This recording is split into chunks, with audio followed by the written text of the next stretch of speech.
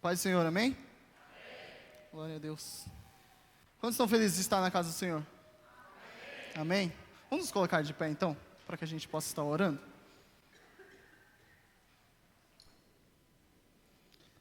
Feche os seus olhos. Senhor, meu Deus e meu Pai, te agradecemos, Pai, por mais esse tempo que estaremos passando aqui, Pai. Te agradeço porque o Senhor é um Deus sempre bondoso, Pai. O Senhor é um Deus misericordioso. O Senhor é um Deus que nunca nos deixa só. Deus, agora nós estaremos meditando um pouco mais a Tua Palavra, Pai. Nós já sabemos que o Senhor vem falando desde o começo do culto, Pai. Mas agora nós queremos estar um pouco mais atentos para que a gente possa sair daqui diferente de como nós entramos, Pai. Nós queremos sair daqui transformados, nós queremos sair daqui vivificados, Pai. Nós queremos sair daqui, Pai, com uma mente, Pai, totalmente diferente da forma como nós entramos, Pai. Então isso é o trabalho do Espírito Santo, que o Teu Espírito Santo possa estar fazendo isso nos nossos corações e na nossa mente, Pai. É isso que eu peço em nome de Jesus. Amém. Amém? Podem se assentar. Gostaria que você pudesse estar abrindo a sua Bíblia, lá no Evangelho de João. João capítulo 6.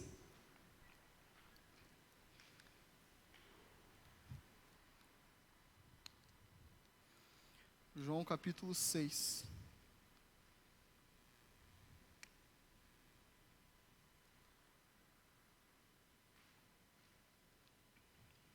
Todos acharam, amém? Amém? Todos acharam, amém? Então tá, hoje é culto de Santa Ceia. Hoje é o culto onde a gente vai relembrar um pouco do sacrifício que Jesus fez por nós lá na cruz. Então, nesse texto de João capítulo 6, eu vou falar sobre o capítulo todo. Ele é bem grande, são 70 versículos. Nós não vamos ler, mas eu vou contar a história para vocês do que acontece. Mas eu encorajo vocês para que em casa vocês possam estar lendo esse capítulo, João capítulo 6. Mas antes disso, o tema da mensagem de hoje é: isso te ofende? Quantos aqui já se sentiram ofendidos? Ofendidos por alguma coisa, por algum ato? O irmão João já disse que já se sentiu ofendido. Palavras, alguma coisa. Quem aqui já se sentiu ofendido na sua vida? Todos aqui já se sentiram ofendidos, né? E dentro da igreja? Você já se sentiu ofendido? Quantos aqui já se sentiram ofendidos dentro da igreja? Sim. E se Jesus... Agora vamos começar a pensar um pouco sobre isso. E se Jesus... ele falasse algo que, a princípio, na hora que chegasse em você, você poderia se sentir ofendido. Como que você reagiria? Qual seria a sua reação, baseado naquilo que Jesus falou para você? Por exemplo, no momento em que você está na sua casa, você está lá fazendo a sua meditação, o seu momento de oração e de leitura da palavra, você está ouvindo algum hino, alguma música, você está fazendo o que você está fazendo e Deus, o Espírito Santo, Ele pega e te incomoda, Ele fala alguma coisa para você e aquilo, às vezes, de primeira não cai muito bem. Você escuta aquilo e se sente ofendido, aquilo te incomoda de alguma coisa, de alguma forma. Qual seria a sua reação? Às vezes, a reação que nós temos em frente às outras pessoas, por exemplo, quando alguém te ofende de alguma forma, você pode simplesmente atacar ele de volta, né? Falar, não, eu não gostei disso e tal. Mas e Jesus? Se Jesus fala alguma coisa para você e você, de primeira, você acha que aquilo te ofendeu, qual seria a sua reação? Agora vamos entender, vamos um pouco mais a fundo. Imagina que você está naquele devocional que eu acabei de dizer, e aí Jesus fala mais ou menos assim, ó. Vocês querem, e aí você está no seu momento de oração, e aí Deus ele pega e fala assim, ó, você quer estar comigo, não porque entende os sinais, mas porque eu lhe dei alimento, ou eu te dei o dinheiro, ou eu te dei o escape, ou eu te dei qualquer outra coisa. Você não quer estar comigo, não pelo que eu sou, mas pelo que eu te dou. Qual seria a sua reação baseado nisso? Mas aí você pode responder mais ou menos assim. Mas Deus, eu quero realizar as suas obras, eu quero realizar aquilo que o Senhor tem para dizer. O que nós devemos fazer? O que eu posso fazer? E aí Jesus, ele pega e olha para você e fala assim, a única coisa que eu quero que você faça é, creia naquele que Deus enviou. E aí você olha para Jesus e fala assim, como assim crer naquele em que Deus enviou? Eu já creio, eu estou na igreja há não sei quanto tempo, eu leio a Bíblia, eu estou aqui nesse exato momento, lendo a Bíblia no meu devocional, no meu momento de leitura da palavra. Como assim o Senhor olha para mim e diz que eu tenho que crer naquele que me enviou, se eu já professei isso em público, eu já disse isso em público? Como assim? Qual seria a sua reação em frente a essas perguntas que Jesus pode fazer? Dentro desse texto que eu vou contar um pouco da história, Jesus, ele fala sobre isso. Jesus, ele cutuca, Jesus, ele ataca, Jesus, ele mostra algumas coisas que às vezes nós não queremos ver. E isso é interessante para o que eu quero falar nessa noite, amém? E aí, baseado nisso, você pode falar uma série de outras coisas para Deus. Você pode, por exemplo, quando Deus ele pega e fala para você assim, quando você pega e fala para Deus, Deus, eu quero fazer alguma coisa, eu quero fazer alguma coisa no teu reino, eu quero fazer alguma coisa, eu quero servir na igreja, eu quero fazer alguma coisa. Deus, o que eu posso fazer? E aí Deus ele pega e te dá aquela resposta. Não, a única coisa que Deus quer de verdade de você é que você crê em mim, mais nada. E aí você pode se sentir até ofendido, como eu disse, e aí você pega e fala assim, mas Deus, eu só queria servir na tua casa. O que tem de errado nisso, né? Qual é o mal disso? Mas será que é verdade? Será que a nossa intenção em realmente servir na casa de Deus é essa mesmo? Jesus, uma vez, ele disse que nós temos que colocar o reino de Deus e a sua justiça em primeiro lugar. E todas as coisas vos serão acrescentadas. Amém?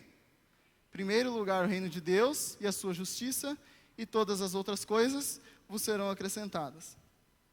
Você tem colocado de verdade o reino de Deus e a sua justiça em primeiro lugar na sua vida? Ou estamos só procurando aquele que é o dono do ouro e da prata? Aquele que multiplica pães e peixes? Tá bom, tá bom. Na realidade, você precisa que Jesus ele te cure de alguma coisa. Ou cure o seu parente ou um amigo. Beleza, tá? Você não está nem falando disso, não está precisando também, não está procurando cura, mas você está precisando, na realidade, de um emprego. Poxa, eu preciso de um emprego, eu preciso sustentar minha casa, eu preciso de dinheiro, eu preciso disso. E aí você pode até basear as suas orações, a sua resposta a Deus, num salmo que está lá escrito assim, nunca vi um justo desamparado, nem a sua descendência mendigar o pão. Então, Deus, eu preciso de um emprego, porque eu nunca vi um justo desamparado, e nem a sua descendência mendigar o pão. Então eu preciso, Deus, eu preciso. Então é mais ou menos sobre isso que eu quero falar com vocês nessa noite. Sobre o que alguma coisa que Deus pode fazer e que de primeira você pode receber aquilo e se sentir ofendido. Amém? Nesse texto aí de João, capítulo 6, Jesus, lá no versículo 1, Jesus ele acaba chegando, ele acaba no capítulo 5, Jesus ele vem falando, ele vem dando alguns sermões, ensinando algumas coisas, e no capítulo 6, versículo 1, Jesus ele está num lugar onde ele está ensinando, ele está fazendo o que ele sempre faz, ele está ali falando e ensinando sobre o reino de Deus.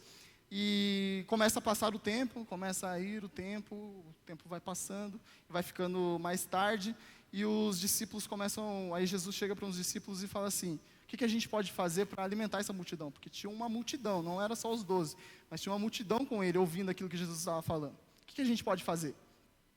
E aí os discípulos falam assim, bom, eu não sei, porque a gente não tem dinheiro, e a única coisa que a gente tem aqui é um menino que tem aqui 5 pães e 2 peixes.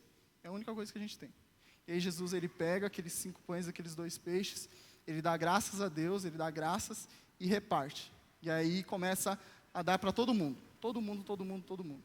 E ali realiza o milagre da multiplicação dos pães e dos peixes. sendo que no final desse milagre todo, ainda pegaram tudo que restou, tudo que sobrou, e juntaram 12 cestos cheios de pães e peixes, onde eles só tinham 5 pães e 2 peixes.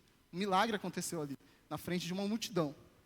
E aí Jesus, no final da tarde, ele pega e vai para um lugar. Ele sai dali, ele vai para um lugar.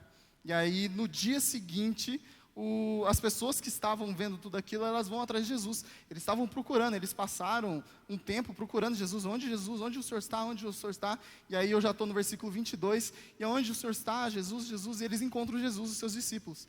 E aí lá nesse encontro eles falam assim, Jesus, onde o Senhor estava? Eu quero ler o versículo 22, deixa eu só abrir aqui. João 6, 22. Diz assim, no dia seguinte, a multidão que tinha ficado do outro lado do mar viu que os discípulos haviam pegado o único barco dali e que Jesus não fora com eles. Alguns barcos de Tiberíades se aproximaram do lugar onde o povo tinha comido os pães, depois que o Senhor os abençoou. Quando a multidão viu que nem Jesus nem os discípulos estavam ali, todos entraram nos barcos e atravessaram para Cafarnaum a fim de procurá-lo. Então Jesus estava sendo procurado, aquela multidão estava procurando Jesus. Encontraram-no do outro lado do mar e lhe perguntaram, Rabi, quando o Senhor chegou aqui? Então eles estavam procurando Jesus. E qual foi a resposta de Jesus? Eu lhes digo a verdade, versículo 26. Vocês querem estar comigo, não porque entenderam os sinais, mas porque lhe dei alimento. Eles estavam procurando Jesus. Qual era a motivação daquelas pessoas em procurar Jesus? Eles queriam comer mais. Jesus tinha acabado de realizar no dia anterior o milagre da multiplicação dos pães e dos peixes. Então vamos ficar perto de Jesus porque aqui tem comida. Eu tenho certeza que ele vai fazer alguma coisa e ele vai nos alimentar. E Jesus, ele fala sobre isso. E aí ele segue falando, ele começa a falar sobre isso. E aí no versículo 27 diz assim, não se preocupem tanto com as coisas que se estragam, como a comida, mas usem suas energias buscando o alimento que permanece para a vida eterna, o qual o Filho do Homem pode lhe dar. Pois Deus, o Pai, colocou em mim seu selo de aprovação. E aí eles começam a questionar a Jesus, eles começam a indagar a Jesus. Eles falam assim no versículo 28, nós também queremos realizar as obras de Deus, disseram eles. O que devemos fazer? E aí Jesus lhe disse, esta é a única obra que Deus quer de vocês. Creiam naquele que Ele enviou. E eles responderam, se deseja que creiamos no Senhor, mostre-nos um sinal. O que o Senhor pode fazer? Afinal, nossos antepassados comeram maná no deserto. As Escrituras dizem, Moisés lhe deu de comer pão do céu. Até aqui. A gente viu que eles tinham acabado de ver o milagre da multiplicação dos pães e dos peixes, e eles estavam indo atrás de Jesus querendo mais, querendo ver sinais e maravilhas, querendo que Jesus pudesse fazer alguma coisa. Mas por trás dessa vontade dele, vocês viram que antes Jesus já estava sabendo disso. Jesus ele fala, vocês não estão aqui pelo que eu sou, mas pelo aquilo que eu posso te dar. E aí eles pegam e falam assim, tá bom, mas eu quero fazer alguma coisa. O que eu posso fazer no reino de Deus? E aí Deus ele falou assim, não, a única coisa que Deus quer é que vocês creiam naquele que me enviou. E aí eles pegam e falam assim, como você quer que nós creiamos em ti, se você não faz nada, se você não faz o sinal? Faz aí um sinal, faz alguma coisa aí para a gente poder crer naquilo que você está dizendo. E aí Jesus ele começa a falar. Mas eles tinham acabado de ver um sinal e maravilha. Eles tinham acabado de ver a multiplicação dos pães e dos peixes. O que mais que eles queriam? O que mais eles queriam ver?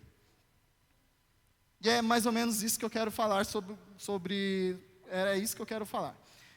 João capítulo 6, versículo 60, pula lá para o versículo 60, a parte A, ela diz assim, muitos de seus discípulos disseram.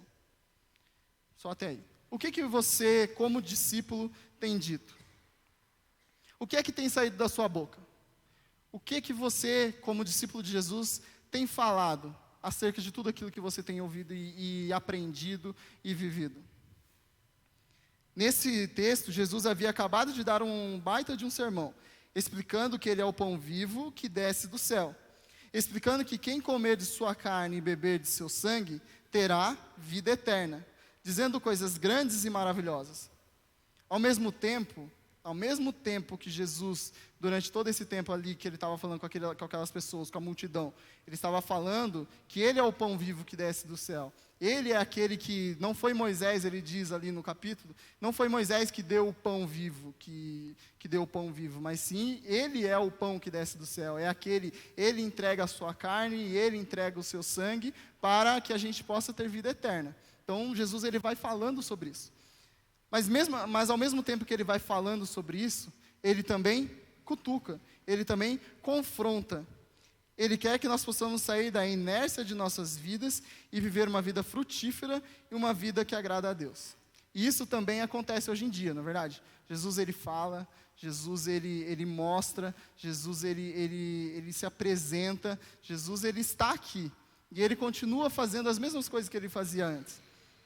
E a cada culto, a cada reunião, a cada momento que você tem a sós com ele na sua casa, tudo isso Deus está lá. E eu estava em casa, eu estava estudando, eu estava vendo algumas coisas sobre isso, e eu lembrei do culto passado, de domingo passado, onde nós conseguimos sentir a presença de Deus de uma forma especial, de uma forma diferente como nós estamos acostumados. Existem pessoas que falam que nós tem a presença perceptível de Deus e a presença imperceptível de Deus. Então, às vezes, no seu dia, durante o seu dia, você não está realmente sentindo a presença de Deus. Você vive a vida de Deus, Jesus está ali, Jesus está ao seu lado, mas você não está sentindo a presença de Deus. Mas domingo passado, não. Domingo passado foi extremamente diferente, porque foi uma presença perceptível. Nós sentimos, quase que podemos tocar nele, e tudo aquilo está baseado na presença de Deus. Quando nós vivemos isso, quando nós passamos por essas experiências, como que a gente consegue viver essas experiências no domingo e na segunda-feira a gente pede que Deus faça alguma coisa? O que é que está saindo da sua boca como um discípulo? O que você tem pedido para Deus? Você tem conseguido entender os milagres e maravilhas que Jesus tem feito na sua vida? Como, por exemplo, domingo passado, que a gente pôde sentir essa presença de Deus, mas e hoje? Você tem pedido mais sinais? Mais coisas que Deus pode fazer para você? Assim como aquelas pessoas que tinham no dia anterior acabado de ver e presenciar aquele milagre da multiplicação dos pães e dos peixes, nós também tivemos isso domingo passado. E como nós estamos vivendo? O que tem saído da sua boca? O que estava no coração daquelas pessoas, eles diziam: mostre-nos um sinal. O que mais você precisa ver? O que mais nós precisamos ver para crer nesse Deus acima de todas as coisas? O que mais nós precisamos que Ele faça para que a gente possa simplesmente crer de todo o nosso coração? Não olhando para aquilo que Ele faz, mas para aquilo que Ele é. O que mais nós queremos? Mostre-nos um sinal. Qual é o sinal que você precisa, que nós precisamos, para que a gente possa viver uma vida não só aqui dentro, mas que possa viver lá fora? Não busque por sinais e maravilhas. Essa parte já passou. Estamos em um relacionamento mais maduro com Jesus. Não precisamos mais disso para continuarmos com Ele. Nós não precisamos mais de sinais e maravilhas para que a gente possa continuar andando com Jesus. Nós estamos num relacionamento maduro com Deus. Nós podemos sim viver a vida não sem a presença de Deus, mas sem essa presença perceptível de Deus, mas sabendo no nosso coração e na nossa mente que Jesus está conosco. Mas em momentos oportunos, Deus pode se fazer presente de uma forma perceptível, mas nós não podemos viver baseado nisso, ou querendo só isso, porque isso pode estragar a nossa caminhada cristã. A forma que nós pensamos, a forma que nós falamos, tudo isso pode atrapalhar, porque a gente só vai querer ver os sinais e maravilhas, e não aquele que faz os sinais e maravilhas, que é muito maior do que o próprio sinal que ele faz. Ele é o próprio milagre, ele é a própria encarnação de Deus aqui na terra. Então é a ele que nós temos que buscar, e não aquilo que ele faz. Amém? Vocês estão entendendo? Amém? o que ele precisou fazer, ele já fez. Que ele nasceu, morreu e ressuscitou. Se ele não fizer mais nada na nossa vida, ele já fez mais do que o suficiente. Ele é suficiente. Jesus, ele é suficiente nas nossas vidas. Não pelo aquilo que ele ainda vai fazer, que ele pode fazer nas nossas vidas, mas naquilo tudo que ele já fez. Ele morreu e ressuscitou por mim e por você. Então é nisso que nós temos que basear as nossas vidas. Não naquilo que ele ainda vai fazer, mas naquilo que ele já fez. O que é que tem saído da sua boca como um discípulo? Pedindo sinais e maravilhas? Ou querendo o autor dos sinais e maravilhas? Amém? No versículo 61, João 6, 61, a parte A, ele diz assim: Jesus, sabendo que seus discípulos reclamavam. Só até aí. Jesus, ele sabe de tudo. Jesus, sabendo que seus discípulos reclamavam. Ele sabe de tudo. Ele é onisciente. Ele sabe de todas as coisas.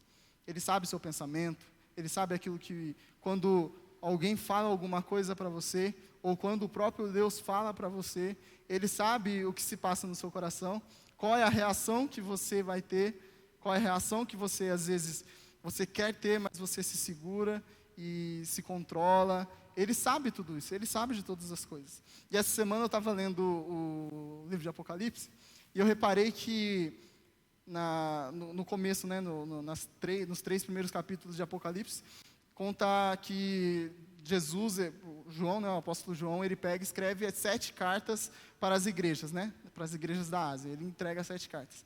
E nessas 7 cartas, diz a seguinte frase, em todas as 7 cartas: sei de tudo o que você faz. Nas 7 cartas, sei de tudo o que você faz. Jesus, ele sabe de tudo.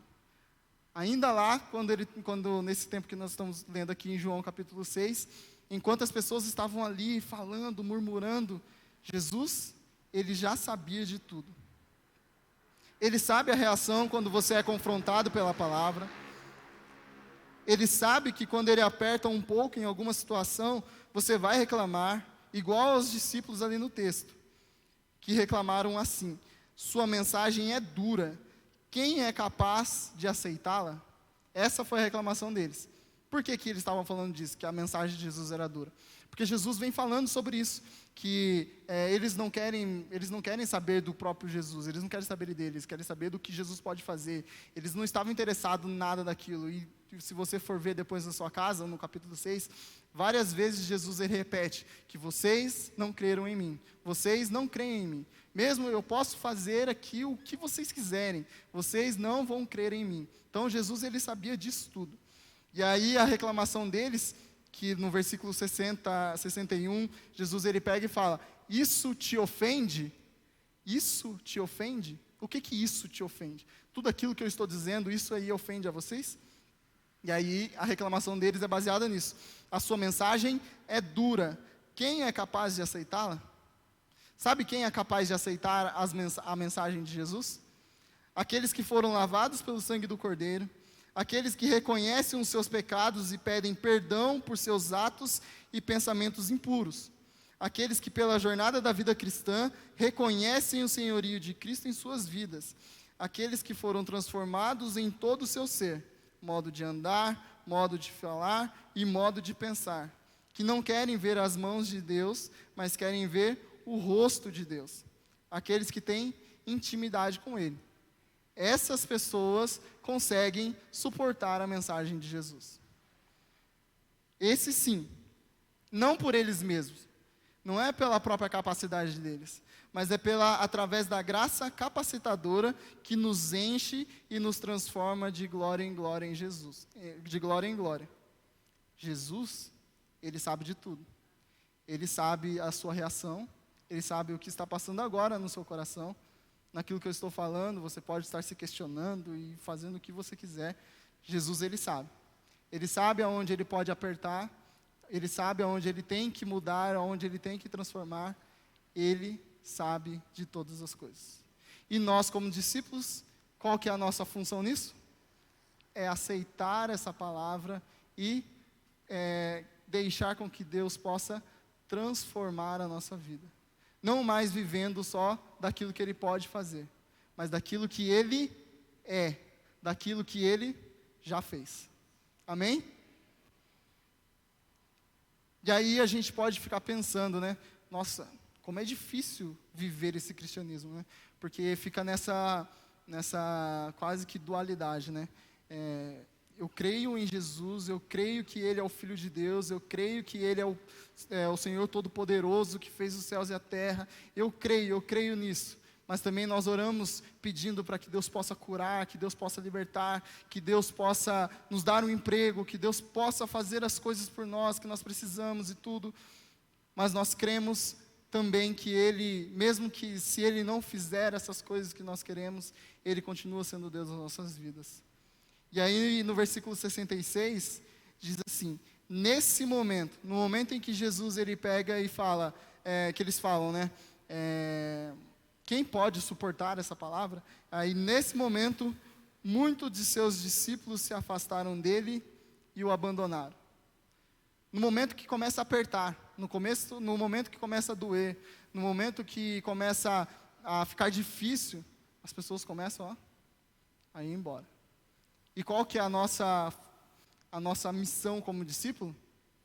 Ir embora junto, igual a esses discípulos? Não, nós temos que ficar. E aí nós voltamos ao tema da mensagem que eu disse. Isso te ofende? Depois do que vivemos no final de semana passado, sabendo que Jesus é sabedor de todas as coisas e conhece as nossas intenções e os nossos pensamentos, mesmo assim, você ainda acha difícil? Nós achamos difícil essa caminhada cristã? No domingo retrasado eu falei um pouco sobre a caminhada, né? Sobre o percurso de um discípulo, o caminho de um discípulo. Mesmo assim ainda é difícil. Calma, não se afaste, não jogue tudo para cima. Porque a primeira coisa que a gente faz é, quando fica difícil, o que a gente faz? Desiste, né? Deixa isso daqui de lado, depois eu vejo, vou fazer outra coisa. Pelo menos quando eu tô jogando lá em casa, e aí eu tô jogando, e aí eu morro 1, 2 vezes no jogo, e falo, deixa quieto, vou fazer outra coisa. E aí depois eu volto e tal. É muito mais fácil a gente deixar de lado do que seguir adiante e continuar ali, né? E permanecer. Mas calma, aquele que começou a boa obra, ele é fiel na nossa vida para completá-la. Eu sei que é difícil, às vezes pode até doer, mas permanece, fica firme, não vai embora não. Jesus, ele quer perto. Pode doer mesmo, pode machucar, você pode até se sentir ofendido. A palavra de Deus pode até, de uma maneira às vezes direta, você pode até se sentir ofendido. Deus, como assim o Senhor acha isso de mim? Como assim? Você pode até se sentir ofendido. Mas Ele tem só mais uma pergunta para te fazer. Para aqueles que ficaram. Vocês também não vão embora? Ou vocês vão ficar? Qual é a sua resposta? Você pode se perguntar, por que parece tão doloroso seguir a Cristo? Tantas renúncias, ou então, por que não podemos viver para sempre naquela mesma atmosfera, por exemplo, que estávamos semana passada? Não estava gostoso? Aquela presença de Deus quase que perceptível, a gente quase que tocando, não foi legal? Imagina a história quando aconteceu, Jesus e os seus discípulos, 3 discípulos, eles pegam e vão para um monte, onde tem a história do Monte da Transfiguração. Está lá Pedro, Tiago e João junto com Jesus, e nesse monte, aparecem no monte junto com Jesus, Jesus já transformado, o corpo dele em glória, aparecem também Elias e Moisés, aparecem esses 3, e os discípulos estão ali, Pedro, Tiago e João, vendo toda aquela situação acontecendo, e aí eles pegam, qual é a primeira atitude dos discípulos? Mestre, faz o seguinte, vamos fazer uma tenda aqui, faça uma tenda para o Elias, uma tenda para o Moisés e uma tenda para o Senhor. E a gente fica aqui. Pô, tá gostoso aqui, tá legal, pô, tô vendo Elias, nunca imaginei que ia ver Elias e Moisés. Tô vendo o Senhor glorificado, meu Deus do céu. vamos ficar aqui. Não seria muito melhor a gente ficar lá naquela atmosfera que nós estávamos, tendo aquela presença perceptível de Deus? Mas Jesus não quer isso.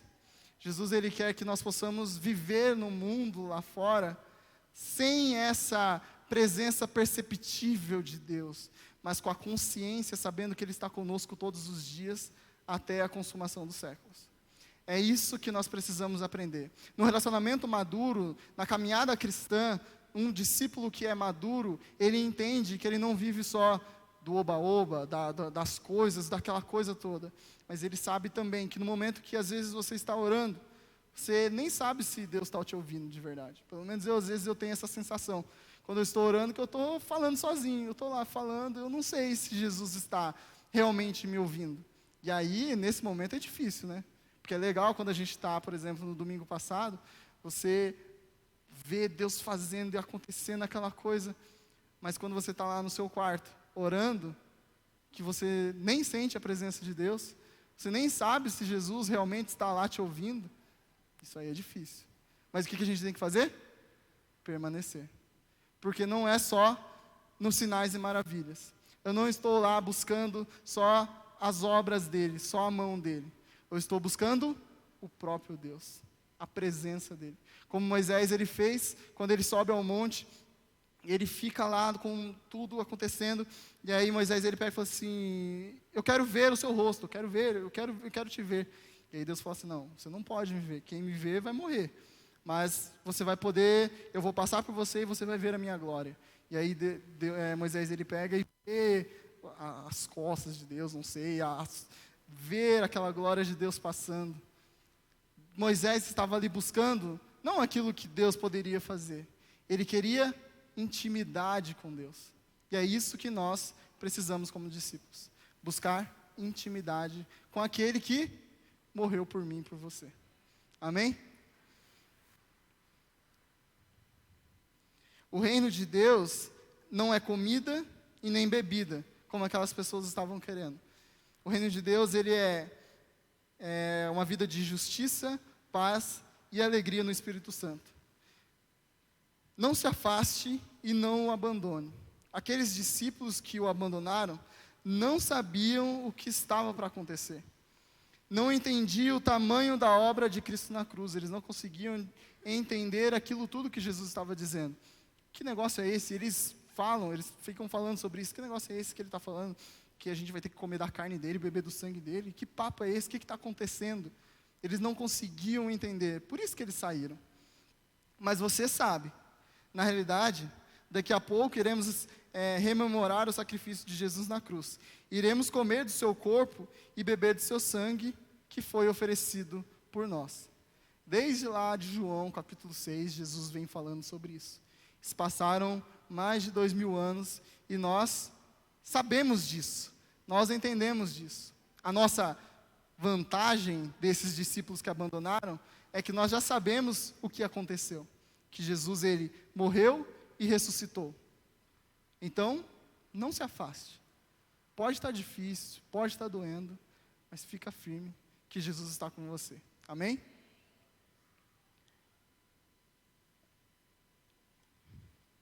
E por último, lá no versículo 68 e 69, ele diz assim: Simão Pedro respondeu, depois que Jesus ele pega e pergunta, né? Vocês também não vão embora? E aí Simão Pedro respondeu, para quem iremos? O Senhor tem as palavras de vida eterna.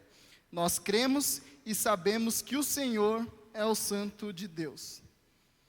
Durante a mensagem eu falei algumas vezes aqui, se isso te ofende, né? A mensagem, o tema da mensagem é essa. Se isso te ofende.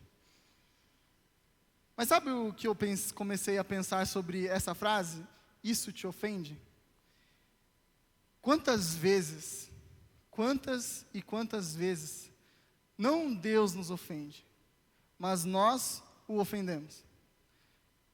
Com atitudes, palavras, formas de pensar, forma de agir. Quantas vezes nós ofendemos o nosso próprio Deus? Nós ofendemos aquilo tudo que Ele fez por nós. Baseado em quê? Quantas e quantas vezes nós ofendemos ao nosso Deus? Nós participamos dos cultos, nós levantamos as nossas mãos, cantamos, ofertamos na casa do Senhor e ouvimos a palavra dominicalmente. Todo domingo, para quem vem na quinta, toda quinta-feira, nós estamos aqui fazendo as mesmas coisas. Mas, seja na sexta-feira, ou seja na segunda-feira, ou no dia que não tem culto, o que nós fazemos? Nós ofendemos o próprio Jesus. Desprezamos todo o ensino que Ele tem nos dado. Ofendemos a Ele diariamente e nem nos preocupamos com isso. Porque lembra que eu falei que existem duas presenças de Deus, né? A presença perceptível e a imperceptível. Como a maioria das vezes a gente não está percebendo a presença de Deus, nós nem lembramos que Ele está com a gente. E aí o que a gente faz? A gente começa a ofendê-lo com as nossas atitudes e palavras. Porque isso é muito fácil. É muito mais difícil nós ofendermos a Deus quando nós sentimos a presença dEle, aquela perceptível. Mas no dia a dia, isso daí vai que vai. Mas quando Deus confronta o seu pecado, isso te ofende? Quando Deus ele pega e confronta o meu e o seu pecado, aí nós nos sentimos ofendidos. Isso dói, né? Aí machuca. Eu falei, não, Deus, como assim? Como assim o Senhor está dizendo que eu não creio no Senhor? Como assim eu não posso trabalhar na sua casa? Como assim, como assim, como assim, como assim, como assim? Como assim? E aí o que acontece? A gente começa a cogitar, a abandonar, né? Não, vou deixar isso daqui de lado. O que é isso? Eu não posso nem pedir para que Deus possa me dar um emprego. Não, então eu vou embora daqui, vou embora dessa igreja, vou fazer outra coisa. A gente começa a cogitar, a abandonar. Para você, mas não serve mais esse Deus, porque Ele não realizou os seus desejos, os meus desejos. Precisamos responder igual a Pedro: Senhor, para quem iremos? O Senhor tem as palavras de vida eterna.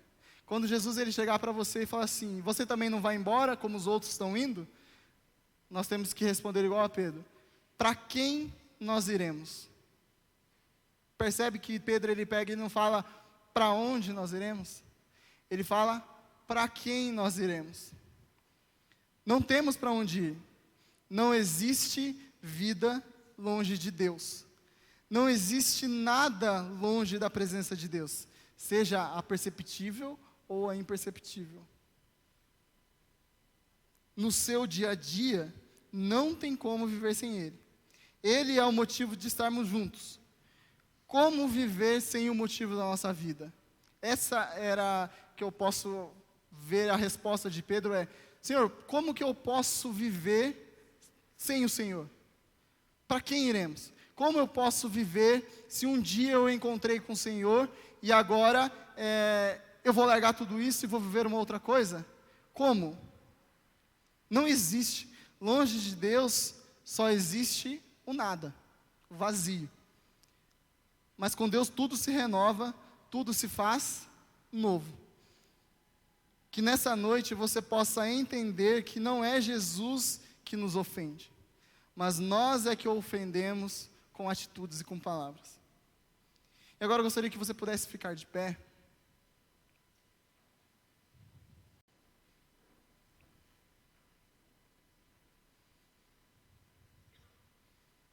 Eu gostaria de convidar aqueles que... Você pode fechar os seus olhos. Eu gostaria de convidar aqueles que sentiram que Deus te incomodou de alguma forma dentro dessa palavra, que Deus falou contigo, te convidar a vir aqui na frente. Vir aqui ao altar. Porque nosso Deus, Ele é maravilhoso. Ele não guarda rancor. Mesmo que você o tenha ofendido, você pode estar pensando, meu Deus, eu saí aqui domingo e segunda-feira eu me esqueci completamente de tudo aquilo que eu vivi. Na terça então, já era, só fui lembrar na quinta-feira, 7h, 7h30, que era a hora que eu estava vindo para a igreja. Mesmo que você o tenha ofendido, Ele está de braços abertos, te esperando com amor. Então eu queria te convidar a vir aqui, até aqui na frente, para que a gente pudesse estar orando por você. Saiba que haverá cobranças de atitudes, haverá renúncias, pode até ser dolorido, mas com certeza o final será recompensador. Quando Jesus te perguntar, você também não vai embora? Que você possa responder da seguinte maneira: para quem iremos, Senhor, se só Tu tens palavras de vida eterna? Amém? Feche seus olhos. Senhor meu Deus, eu te agradeço, Pai, por esse momento que nós ouvimos da Tua palavra, Pai. Por esse momento, Pai, que o Senhor falou conosco e nos confrontou, Pai. E dizendo para que a gente não se afaste do Senhor. Que nós possamos a cada dia entender que nós somos discípulos e que discípulo anda junto. Discípulo não teme as coisas ruins. Discípulo não olha só para as mãos do seu Senhor, mas olha para o seu Senhor. Discípulo é aquele que vive aquilo que o seu mestre prega, aquilo que o seu mestre ensina, e que nós possamos aprender com isso, Pai. Que nós possamos não desistir nos momentos difíceis, nos momentos de confrontos de pecado, nos momentos em que o Senhor estará colocando o dedo na ferida para que a gente possa crescer e mudar, mas para que nós possamos nesses momentos nos agarrar em Deus e permanecer, porque discípulo permanece, discípulo não se afasta, discípulo não deixa para trás, discípulo não olha para trás, discípulo ele olha para frente, ele olha para o alvo, para o prêmio da soberana vocação de Deus em Cristo Jesus. Nós olhamos para o Cristo ressurreto, nós olhamos para o sacrifício de Jesus na cruz e entendemos que esse sacrifício é aquele que nos molda e nos modifica e nos transforma e nos faz viver de novo, nos faz viver uma vida plena na sua presença e nos faz ter uma esperança de uma vida eterna com o Senhor. Discípulo anda junto, discípulo permanece, discípulo não se afasta. Deus, que o Senhor possa colocar isso nos nossos corações, e que durante a semana, Pai, seja na presença do Senhor perceptível ou na imperceptível, que nós possamos ter sempre a consciência, como diz em Romanos, Pai, o nosso culto é um culto racional. Nós temos que entender e colocar na nossa mente que o Senhor está conosco todos os dias, e se o Senhor caminha conosco, nós temos que caminhar de acordo com aquilo que o Senhor já nos ensinou, com aquilo que está na palavra, Pai. Discípulo permanece. Nós não nos sentimos ofendidos, Pai. Nós não nos sentimos ofendidos quando o Senhor nos confronta, quando o Senhor nos mostra o nosso pecado e quando o Senhor diz que nós devemos mudar, Pai. Nós não nos sentimos ofendidos. Nós nos sentimos amados, Pai. Porque o Senhor corrige, o Senhor cuida, o Senhor transforma, porque o Senhor nos ama. E é por isso que o Senhor morreu na cruz, porque o Senhor nos amou. E é através desse amor é que nós estamos aqui, Pai. É isso que eu te peço, Pai. E já te agradeço em nome de Jesus. Amém. Amém.